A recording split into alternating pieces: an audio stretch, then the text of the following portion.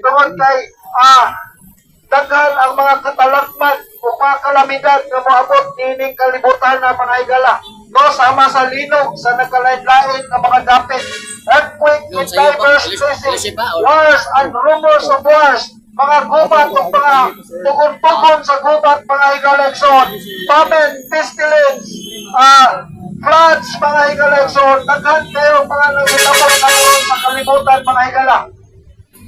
Kining tanan, mga higala, panghitabo, mga katalagman, mga kalamidad, mga higala, kining tanan, sinyalis lamang kini sa pagbalik sa atong Ginoong Dios o panluluwas nga si Kristo Jesus. Kaya ang pagbalik sa atong Ginoong Dios nga si Kristo Jesus, mga higala, sa baso sa kainahan ka mga anak.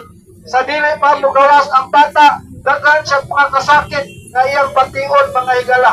Ingon ana sad sa pagbalik sa atong Ginoong Dios o manluluwas nga si Kristo Jesus, mga higala. Sa dili pa mabalik ang atong Ginoong Dios, daghan ang mga katalagman, daghan ang mga kalamidad nga moabot, mga higala.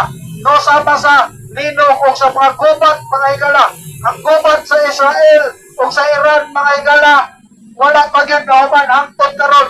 Kaya ang gubat, mga higala, padayon kini nga mahitabo hangtod sa pagbalik sa atong Ginoong Dios o panluluwas nga si Kristo Jesus. Kaya ang kinalasad na gubat, mga higala, mao kana ang gubat ni Satanas o sa atong Ginoong Dios nga si Kristo Jesus.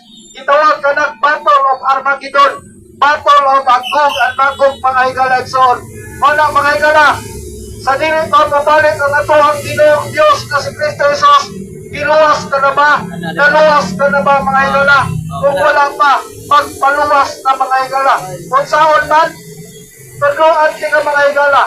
Akong ipaambit ka ninyo ang the 4 points on how to be saved. Ang upat na puntos kung saan maluwas ang kalagsatan.